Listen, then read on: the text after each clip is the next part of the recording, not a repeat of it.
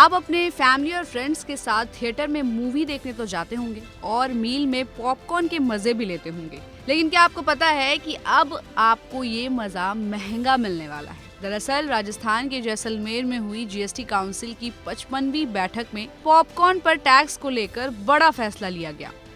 Council ने flavour के हिसाब से पॉपकॉर्न को जीएसटी के अलग अलग स्लैब में शामिल किया है, यानी अब इसे खरीदने पर ज्यादा पैसा खर्च करना होगा।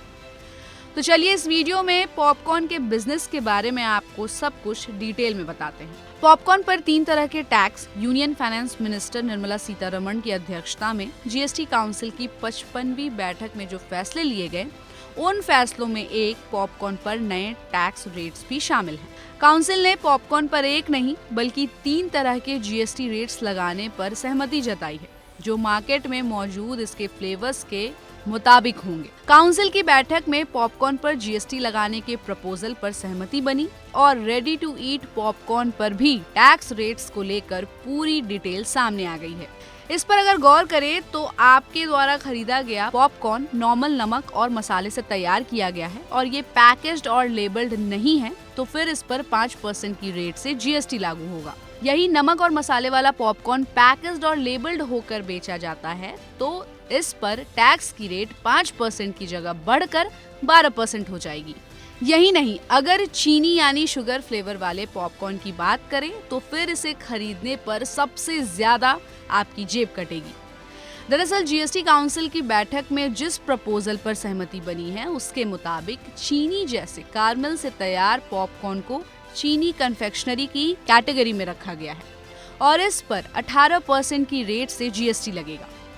यहाँ बता दें कि पॉपकॉर्न पर ये टैक्स पहले से ही लग रहे हैं, जिन्हें जीएसटी काउंसिल द्वारा अब क्लियर कर दिया गया है। सरकार की ओर से एक्सप्लेनेशन देते हुए कहा गया कि जैसा है जहां है के बेसिस पर पॉपकॉर्न पर टैक्स को रेगुलर करने का फैसला लिया गया है। जीएसटी काउंसिल के मुताबिक पॉपकॉर्न पर किसी तरह का कोई नया टैक्स नहीं लगाया गया है। इस बैठक में सिर्फ पहले से लागू टैक्स के रेट्स को क्लियर किया गया है। इसका कारण है कि कुछ सेक्टर्स इस पर अलग अलग टैक्स रेट्स की डिमांड कर रहे थे।